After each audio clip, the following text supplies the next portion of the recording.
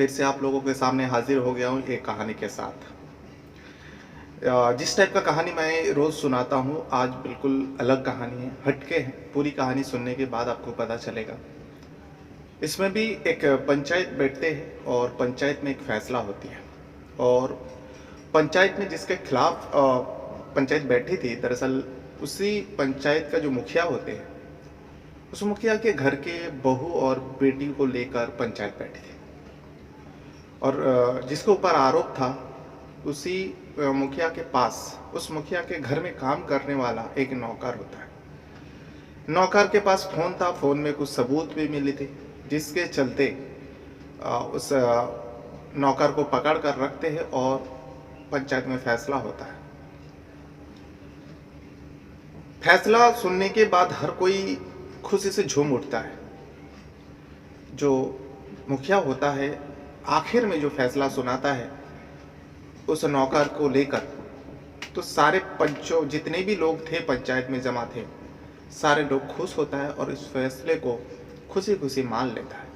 आखिरकार उस नौकर के साथ जो पंचायत के मुखिया होता है, उस गांव के मुखिया होता है, उस मुखिया की लड़की की शादी हो जाती है। वाकई ये कहानी जो है आपको भी बहुत अच्छा लगेगा, उम्मीद करता हूँ। और ये रियल सच्ची कहानी है, रियल सच्ची घटना भी है। तो चलिए शुरुआत करते हैं, लेकिन वीडियो में आगे बढ़ने से पहले आप लोगों से वही छोटी सी रिक्वेस्ट रहेगा। अगर पहली बार मेरे चैनल पर आ रहे हो तो चैनल को सब्सक्राइब ज़रूर कीजिएगा और वीडियो देखते समय वीडियो को भी एक लाइक कर दिया करें। Thank you. तो आज जिस कहानी को लेके आया हूँ, ये कहानी है राजस्थान प्रदेश का। राजस्थान प्रदेश का ही एक जिला लगता है नागौर शरीफ। नागौर में होता ही वो है, एक गांव के मुखिया होता है जिनके पास ज़मीन वगैरह बहुत कुछ है। अब मुखिया है तो पहुंचा हुआ इंसान है। उनके घर में मुखिया के साथ साथ उनकी पत्नी है और एक बेटी है जो जवान है और एक बेटा है जो शादीशुदा है। बेटा जो है नेता बनने की कोशिश कर रहा है, उसको पॉलिटिशियन में ज़्यादा इंटरेस्ट है। इसी को लेकर जो है दिन भर इधर उधर घुमा करते हैं। और पिता जो है, जो मुखिया होता है, कभी इस गांव में कभी उस गांव में पंचायत में बैठते हैं। ढेरों ज़मीन है, ज़मीन और घर का देखभाल जो है, बहुत सारे नौकर हैं, नौकरानी है। इन्हीं में से एक घर में काम करने वाला दंपति होता है, पति पत्नी, जो काफ़ी सालों से मुखिया के घर में काम किया करते हैं। उनकी उम्र भी हो चुका था। पड़ोस के गांव से आते थे वो पति पत्नी। जब उस पति पत्नी नौकर का काम करते थे इस मुखिया के घर में, तो उनकी उम्र हो गया, तब ढीला पड़ चुका था। तभी एक दिन बात करते पति पत्नी मुखिया से, क्योंकि उस मुखिया को जो है सारे लोग बाबूजी कहते थे। जो बाबूजी, अभी हम लोग की उम्र जो है काम करने के लायक नहीं रहा, तो हम लोग चाहते हैं जो ये काम छोड़ दे, और मेरा एक बेटा है जो अभी जवान हो चुका है, हम लोग चाहते हैं आप उन्हें काम पर रख लो, और हम लोग अभी ये काम नहीं कर पाएंगे, हम लोग से नहीं हो पाता। तो मुखिया भी जो है भले इंसान थे, नौकर भी बहुत ईमानदार थे, सालों से काम करते। तो मुखिया भी उन लोगों का बात मान लेते हैं, जो कोई बात नहीं, कोई तकलीफ नहीं, अगर आप लोगों से नहीं हो पाता तो कोई बात नहीं, आप अपने बेटे को भेज दीजिए, मैं बेटे से बात करता हूँ। दूसरा ही दिन जो है माता पिता के साथ वो लड़का आता है जिसके बारे में, काम के बारे में बात किया। तो उस लड़के का नाम होता है जगदीश। जग्गू जग्गू कहता है। जगदीश को लेके उसके माता पिता आते हैं, और आने के बाद जो मुखिया साहब होता है उनसे बातचीत कराता है। मुखिया देखता है, हैंडसम लड़का है, नौजवान है, 22 साल उम्र होता है, हट्टा कट्टा है। तो मुखिया बात करते हैं, उनके माता पिता के सामने ही बात करता है, नाम पूछता है, बताता है जग्गू है, जगदीश नाम है, सब कुछ बताता है अपने बारे में। तो मुखिया कहता है, देखो तुम्हारे माता पिता जो है मेरे पास सालों से काम करता है, तुम पैदा होने से पहले ही तुम्हारे माता पिता मेरे पास काम करते हैं, लेकिन वो लोग घर के अंदर काम करते थे। तुम्हारे लिए घर के अंदर एंट्री नहीं है, गलती से भी घर के अंदर आना नहीं, चौखट पार नहीं करना, तुम्हें जो इलाका दिया जाएगा, तुम्हें जो एरिया दिया जाएगा, उसी एरिया के अंदर, उसकी एरिया के अंदर तुम्हें काम करना पड़ेगा। क्योंकि मुखिया आपके पास ढेरों ज़मीन थे, पशु थे, गाय भैंस सारे थे। उनका देखभाल करने के लिए इस लड़के को कहा जाता है और एक जगह दिखाया जाता है, जो इस जगह के अंदर तुम रहोगे, यहीं रहकर तुम कामकाज करोगे, लेकिन गलती से भी घर के अंदर आना नहीं। अब घर के अंदर क्यों नहीं आना, ये उस लड़के को पता नहीं चल रहा था, लेकिन मुखिया का ये आदेश था। तो उनके माता पिता जो होता है, जगदीश के माता पिता, लोग भी समझाते हैं, बेटा तुम्हें जो कहा जाए वही करना, उससे ज़्यादा कुछ मत करना। अब बेटा भी जो है माँ बाप का कहना मानता है। माँ बाप वहाँ से चले जाते हैं। उसके बाद से जो है जगदीश का दूसरा ही दिन से उस मुखिया के घर में काम लग जाता है, काम करने लगते हैं। जहाँ पर बताया गया था वहाँ पे वो काम करने लगते हैं। माँ बाप का आना बंद हो जाता है। माँ बाप दूसरे ही गांव में रहता है, पड़ोस के गांव में। जगदीश वहीं रहता है और खाना अपने घर से लेके आता है। शाम के वक्त वो चला जाता है घर पर, फिर सुबह आ जाता है। दिन भर उसी जगह पे रहता है, पशुओं को देखना, उसके दूध निकालना, सारी चीज़ किया करते थे। अब जब दूध वगैरह निकालता है, दूध तो देना तो पड़ेगा घर में। दूध वो खुद लेकर नहीं जाता था, क्योंकि उसके पाबंदी था, वो जा नहीं सकता था। इसीलिए जो मुखिया का पत्नी होती है, वो बुजुर्ग इंसान होती है, वो आती है दिन में एक बार। जब दूध दो लेती है तब लेता है वो जगदीश, दूध रखा रहता है। वो बुजुर्ग महिला आती है, जगदीश से थोड़ा बहुत बात करती है और करने के बाद वो दूध लेकर चले जाते अपने घर। यही सब सिलसिला चलता है। जगदीश अपने घर से खाना भी लेकर आता था। दोपहर के वक्त जो है वो खाना खाता है, जैसे हर लोग खाते हैं। लेकिन यहाँ इस घर में जो मुखिया के घर होता है, बेटा सुबह निकालते हैं, कभी रात आते हैं, कभी शाम आता है, दिन भर वो बाहर ही रहता है। और जो मुखिया होता है, सप्ताह में 7 दिन के अंदर समझ लीजिए 4 से 5 दिन वो कभी किस गांव से बुलावा आता है, पंचायत बैठा है तो वहां चले जाते हैं। घर में रह जाता है 3 महिला। अब 3 महिला में से एक तो खुद सरपंच जी का पत्नी होती है, जो बुजुर्ग महिला रोज जगदीश के पास आते हैं, दूध लेते हैं, चले जाते हैं। और उसके बाद सरपंच जी का एक बेटी होती है, 20 साल उम्र होते हैं, अनीता। और जो बेटे का बहू होता है वो रहते हैं। 3 महिला रहते हैं। अब दोपहर के वक्त जो है जगदीश खाना वाना खाते हैं। खाना खाने के बाद एक दिन जो है उसके जो पानी का बोतल होता है, उस पानी के बोतल में पानी नहीं था। वो खाना खाने के बाद पानी लेने के लिए जो नल लगा हुआ है उस नल के पास जाते हैं, लेकिन नल से पानी नहीं आ रहा था। अब भरी दोपहर में, अब मुखिया के घर है तो चारों तरफ बाउंड्री बना हुआ है, दीवार लगी हुई है, किसी को दिखाई नहीं दे रहा था जो उससे पानी मांग ले। और इसको प्यास भी लगी है, तो करे तो क्या करे। इसी बीच जो है वो कोशिश करता है, जो नल से पानी क्यों नहीं आ रहा है, तो कोशिश करता है जो पानी आ जाए। तो कुछ चीज़ों से वो नल को ठोकने लगता है, जो हो सकता है कहीं जाम हो गया, कोई बैठ गया। जब ठक ठक की आवाज़ आती है दोपहर के वक्त, तब एक लड़की जो है बहुत दूर से, क्योंकि उस घर के अंदर मुखिया की बेटी जो होती है वो देखती है जो जगदीश जी है घर में, वो काम करने वाले जो नौकर है, कुछ इसके लिए परेशान है।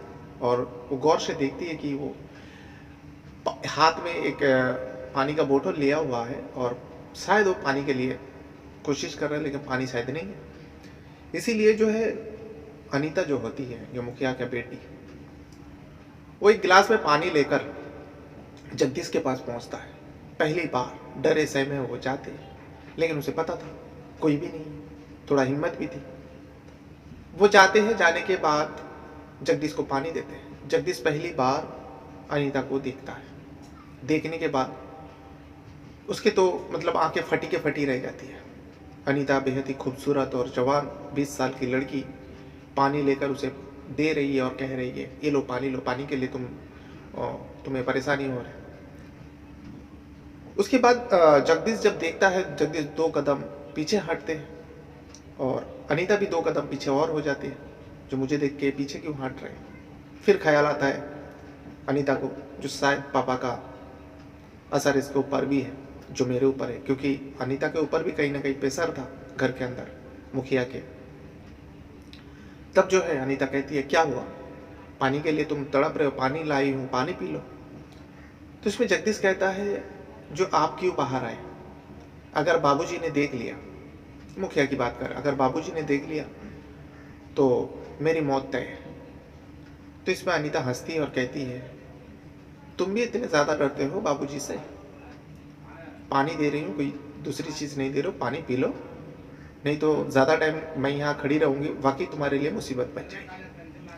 तो फट से जगदीश जो है वो पानी लेता है और गट गट पूरा पी जाता है। तब अनीता कहता है, इतना प्यास हो फिर भी तुम इतना डर रहे थे। जगदीश कहता है, क्या करूं, बाबूजी का आदेश है, जो मैं इस इलाका छोड़ के कहीं नहीं जा सकता, आपके घर में पानी भी कुछ इस चीज़ों के लिए नहीं जा सकता। अनीता कहती है, हाँ बाबूजी तो ऐसे ही है, क्या करें। ये बात कह के वो चली जाती है। जगदीश देखते रहता है। जाते जाते अनीता पीछे पलट कर देखती है, तो देख रहे कि जगदीश उसी की तरफ बड़ी बड़ी आंखों लेकर देखते रहता है। आखिरकार अनीता वो अपने कमरे में अपने घर के अंदर चले जाते हैं और जगदीश देखते ही रहता है। ये पहली बार हुआ था। अब दूसरे दिन से यही सिलसिला शुरुआत हो जाती है। पहली बार जब हुआ था, अब दूसरे दिन पानी तो आ रहा था, लेकिन फिर भी जगदीश जो है आवाज़ें कर रहे थे और अनीता बाखूब समझ रहे थे, जो ये पानी के लिए नहीं बल्कि मुझे इशारा कर रहा है। इन दोनों के बीच में जो है कुछ ना कुछ बातों का शुरुआत हो चुका था।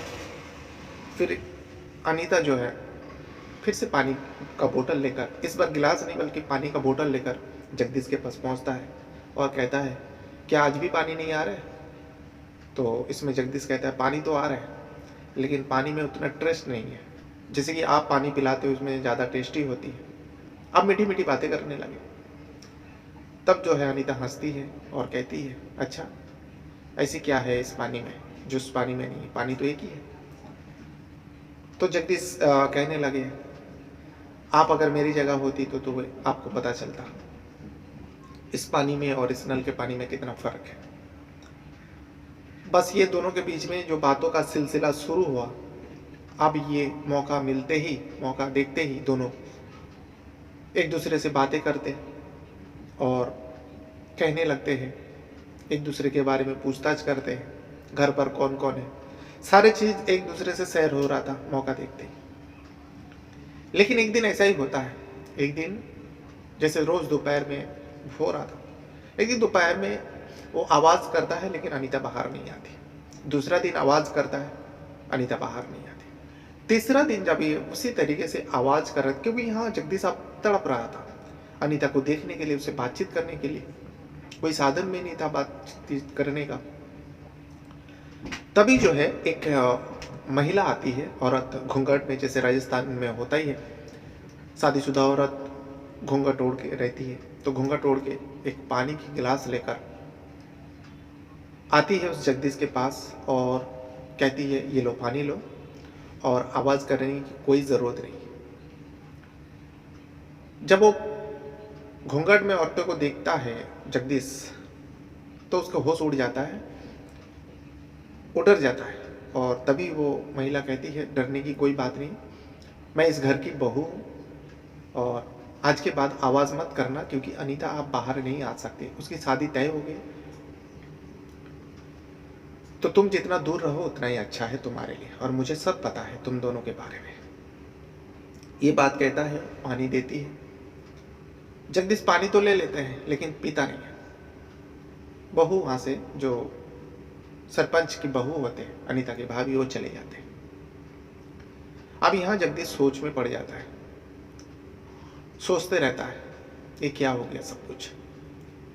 फिर एक दिन सुबह सुबह जगदीश काम कर रहा था, तो देखता है कि अनीता घर के अंदर टहल रही है, उसकी नज़र उसी की तरफ रहता है। थोड़ी देर में गाड़ी की आवाज़ आती है, तो जगदीश अपने काम पे लग जाता है, नज़र हटा लेते हैं, क्योंकि उस गाड़ी में घर के मुखिया होते हैं। मुखिया कहीं जा रहा था, उसके बाद एक गाड़ी और निकालता है। अब उस गाड़ी में मुखिया का बेटा होता है, वो भी चले जाते हैं। फिर से जो है जगदीश जो काम कर रहा था उस काम को छोड़ने के बाद घर की तरफ देखने लगता है। अनीता का नज़र पड़ती है, अनीता आती है। आने के बाद जगदीश से बातचीत करती है और कहती है, ये मेरा आखिरी मुलाकात है तुमसे, आज के बाद मैं तुमसे मिल नहीं पाऊंगी, क्योंकि तुम्हें तो पता ही है मेरी शादी तय हो गई। भाभी ने तुम्हें सब कुछ बताया होगा, क्योंकि हम दोनों के बारे में भाभी को सब पता है। और भाभी, मैं बातचीत करती हूँ तुम्हारे बारे में, तुम बहुत अच्छे लड़का हो। सारी चीज़ बताता है। जगदीश की आंख भर आती है और यहाँ अनीता बताते बताते अनीता भी रो पड़ती है जगदीश की तरफ देख के, क्योंकि दोनों एक दूसरे को चाहने लगे थे, दोनों एक दूसरे को पसंद करने लगे थे। लेकिन दोनों का फासला जो है बहुत दूर था, क्योंकि अनीता एक सरपंच की बेटी, करोड़ों संपत्ति, और उसी सरपंच के घर में काम करने वाला एक मुलाजिम, एक नौकर, दोनों को अच्छी तरह से पता था, जिसके वजह से दोनों रोने लगते हैं। और रोते रोते अनीता कहती है, देखो मुझसे बात करने की कोशिश मत करना और कोई इशारा मत करना, ऐसा ना हो जो मेरी वजह से तुम्हें तकलीफ पहुंचे, मुझे बहुत बुरा लगेगा, ये कहते हैं। और ये भी कहती है, देखो आज तक तो मेरे पास मोबाइल नहीं था, घर से मना था, लेकिन मेरी शादी तय हो गई तो अब मुझे मोबाइल भी मिल चुकी है, ये मेरा नंबर है, तुम चाहे तो मुझसे बात कर सकते हो। अपना नंबर लिख के दे देती है, क्योंकि जगदीश के पास ऑलरेडी मोबाइल था। अब वो वहाँ से अनीता चली जाती है, दोनों रो रहे थे। अनीता वहाँ से चली जाती है, उसके बाद जो बातों का सिलसिला शुरू होता है फ़ोन के जरिए। अब घंटों घंटों बातें होता था। अनीता को भी कोई रोकता टोकता नहीं था, फ़ोन में लगा रहता था। अब घर वाले को ये लग रहा था जिसके साथ शादी होने वाला है उसी से वो बातें करती है, क्योंकि सब कुछ तय हो गया था, शादी का दिन भी करीब आ रहा था, तभी मोबाइल दिया गया था। लेकिन घर वाले को नहीं पता था जो जगदीश से बातचीत होता है, बात करता है, और जगदीश से इतना बड़ा सब कुछ हो रहा था। यही सब सिलसिला चल रहा था। फिर एक दिन मुखिया के पास फ़ोन आता है, सरपंच जी के पास फ़ोन आता है, और उस फ़ोन में कहा जाता है जो आपका होने वाला जो दामाद है वो हॉस्पिटल में एडमिट है, उन्हें बहुत ज़्यादा परेशानी है, आप चाहे तो जाकर मिल सकते हो। अब होने वाला दामाद, शादी को कुछ दिन बाकी रह गया। सरपंच जी जाते हैं हॉस्पिटल में, जाने के बाद देखता है, फिर डॉक्टर से बातचीत करता है जो क्या बात है, क्या हुआ इसे। तब जो है डॉक्टर बताते हैं वे तो होना ही था, इतना ज़्यादा नशा करेगा तो ये तो होना ही था, अब कब तक जिएगा ऐसा, इतना नशेड़ी है, उसका जीने का कोई उम्मीद थोड़ी है, ऊपर वाले जितना दिन जिंदगी रखा है उतना दिन जिएगा। एक नौजवान लड़का के बारे में जब डॉक्टर का टीम ऐसा बताता है, ये सुनने के बाद जो है मुखिया को बड़े अफसोस होता है, बड़े तकलीफ पहुंचती है, और अपने फैसले पर जो फैसला किया था, जो मेरी बेटी की शादी, एक लौटती बेटी इस लड़का के, कहीं ना कहीं उस फैसले से भी वो अब खुद पछताने लगे। बहरहाल वहाँ से घर आते हैं। घर आने के बाद घर वाले को ये बात बताता है जो ऐसा ऐसा है। अब उस शादी को ज़्यादा दिन बाकी भी नहीं रहा था। उसके बाद एक खबर और मिलती है, एक ही दिन में दो बुरी खबर। एक तो होने वाला दामाद ऐसा नशेड़ी पता चला। अब दूसरी जो खबर है, दूसरी खबर ये पता चलती है, अनीता जिसके साथ फ़ोन पे बातें करती थी वो उसका होने वाला दामाद नहीं था, बल्कि उसके घर में जो नौकर है, काम करने वाला जगदीश, उसके साथ बातें करती थी। ये सुनने के बाद तो मुखिया आग बबूला हो उठता है, और ये भी पता चलता है जो इस बारे में घर के बहू को सारे कुछ पता था, सब कुछ पता था। अब ये दो दो सॉफ्ट वाली खबर है। घर चलो तो ठीक है, फिर भी शादी नहीं हुआ, लेकिन यहाँ घर की इज्जत, दो दो महिला, एक बेटी और एक बहू, एक नौकर के साथ बातें करना, कहीं ना कहीं मुखिया को बहुत ज़्यादा तकलीफ पहुंचती है। और इस बात को लेकर वो तुरंत जो है बहू के मायके वाले को बुला लेते हैं, जो तुम्हारी बेटी हमारे घर में रह के हमारी इज्जत के साथ खेल रही है। बहू के भी सारे लोग आ जाते हैं, उसके बाद आसपास के लोगों को भी, कुछ जाने माने लोगों को बुलाते हैं और पंचायत बैठा देता है उस जगदीश के खिलाफ। जगदीश का भी माँ बाप को बुला लेते हैं पास के गांव से, जो तुम्हारे बेटा ऐसा हरकत कर रहे हैं। लेकिन उससे पहले ही जो है, जो बातचीत होता था, जो बातचीत हुई थी दोनों के बीच में, अनीता और जगदीश के बीच में, उसमें 3 लोगों का कुछ बातें रिकॉर्ड भी था। जगदीश अनीता के बीच में भी कुछ बात रिकॉर्ड था, और अनीता और होने वाला जो दामाद था उसके भी बात कुछ रिकॉर्ड था। जब दोनों की बात सुनता है, जब उस फोन में बात हुई थी, तो मुखिया जी कहता है अपनी पत्नी को, जरा मोबाइल चेक करो। चेक करते हैं तो उसमें देखता है कि कुछ बातें रिकॉर्ड है, वो सुनती है। मुखिया जी की पत्नी सुनते हैं, सुनने के बाद वो रोने लगती है। मुखिया कहता है क्या हुआ? तो मुखिया की पत्नी जो है वो कहने लगते हैं ऐसी बात है। दोनों प्यार भरी बातें करता है, दोनों साथ जीने मरने की कस्में भी खाए थे, लेकिन जगदीश जो है सरपंच जी का इज्जत के खातिर और अपनी जो औकात है वो भी याद दिलाते थे अनीता को। कहीं ना कहीं अच्छे इंसान की पहचान देता उस फोन में रिकॉर्ड था, और वही जो होने वाला दामाद का के साथ अनीता का बातचीत होता था, वो अश्लील बातें करते थे, गंदी गंदी बातें करते थे, गाली गलौज भी करते थे, ये भी रिकॉर्ड था। फिलहाल पंचायत बिठाया था और उस जगदीश को पंचायत में बिठाया जाता है। सारे लोगों का गुस्सा था, जो एक नौकर होकर मालिक के बेटी के साथ प्यार करना, बदनाम करना, ऐसे ही लड़का को तो सज़ा मिलनी चाहिए, लेकिन क्या सज़ा दे। इसी बीच कुछ लोग कहता है, जो इस पंचायत के जो लड़की की शादी होने वाली थी जिस व्यक्ति के साथ, उन लोगों को भी खबर मिला था, वो तो हॉस्पिटल में एडमिट है, वो तो एक नंबर का नशेड़ी है, उससे तो लाखों गुना ये जगदीश है। जगदीश का अच्छाई के बारे में भी लोगों को पता था कि जगदीश बहुत अच्छा लड़का है, और इसके माँ बाप उससे भी अच्छा परिवार है। भले ही नौकर है लेकिन ईमानदार है, मेहनत करके खाता है, ये सारी चीज़ पता था। पंचों में यही सब बातें होने लगी। तब जो पंचायत का मुखिया होता है, जो इस अनीता का पिता होता है, वो कहने लगते हैं, देखो इसने जो नौकर होकर जो हरकत किया वो तो माफ़ करने का लायक नहीं। मेरे बेटी के नाम पे सैकड़ों ज़मीन में लिख कर रखा हूँ, और मेरी बेटी जो है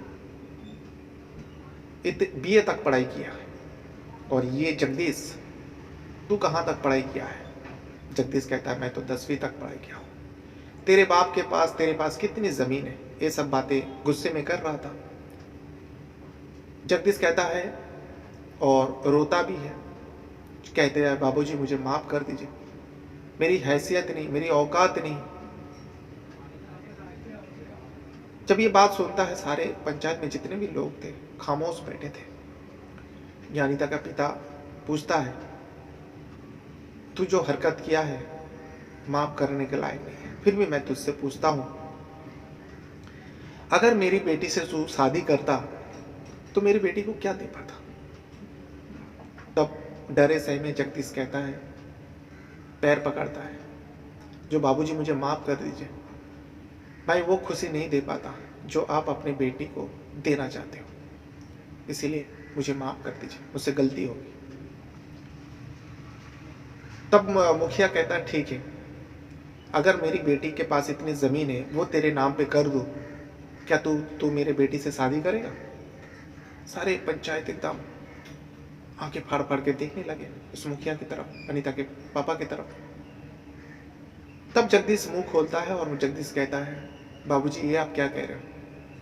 मैं लालची इंसान नहीं हूँ, मैं अनीता से प्यार किया था, वो भी अनजाने में, और मेरे बाप के पास एक बीघा ज़मीन है। अगर मैं शादी करता भी था, मैं अनीता के धन दौलत देख के नहीं, मैं उनसे प्यार करता हूँ, और 1 बीघा ज़मीन में ही मैं खुश हूँ, मुझे किसी का कुछ नहीं चाहिए।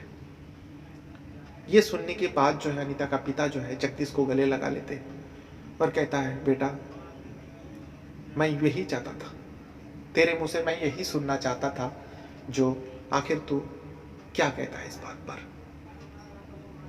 उसके बाद जो अनीता का पिता है कहता है, उसी डेट पर शादी होगा जिस डेट पर अनीता की शादी तय हुई। उस लड़का से नहीं बल्कि तेरे से तुझसे मैं अपनी बेटी का शादी कराऊंगा। ये सुनने के बाद पूरा पंचायत खुश हो जाता है। और यहाँ जो अनीता की भाभी होती है वहाँ पे वो भी खड़ी थी, उसके माँ बाप भी खड़े थे, वो लोग भी खुशी से झूम उठते। पहले तो बहू के ऊपर भी बदनामी हो रहे थे, बहू ने साथ दिया, बहू कर इज्जत, घर की इज्जत बाहर, ऐसा कर रहे थे। तो जब जगदीश की बात सुनता है तो कहीं ना कहीं मुखिया का भी दिल पिघल जाता है, नरम होता है। और आखिरकार अनीता की शादी जो है उसी डेट पे, जिस डेट पर तय हुई थी, उस लड़के से ना करवा कर, क्योंकि वो नशेड़ी और बीमार चल रहा था, सारी चीज़ पता चल गया था उसके बारे में, उसी डेट पर उस जगदीश नौकर से शादी करवा देते हैं। ये घटना जो है, ये कहानी, घटना नहीं बल्कि ये कहानी जो है 2012 में राजस्थान नागौर शरीफ का एक मुखिया के घर में हुई थी। उसके बाद दोनों की शादी को काफ़ी साल हो गया, लेकिन दोनों आज बहुत खुश है, खुशहाल ज़िंदगी जी रहा है। ये था वो स्टोरी, ये कहानी। आप चाहे तो गूगल में सर्च करोगे तो ये कहानी भी आपको पढ़ने को मिल जाएगा। बैनर अपने साथ साथ अपना परिवार का भी बहुत ज़्यादा ख्याल रखिएगा। और इस कहानी के बारे में कुछ कहना चाहते हो, कुछ बोलना चाहते हो तो वीडियो के कमेंट बॉक्स में आप ज़रूर बता सकते हो। Thank you very much.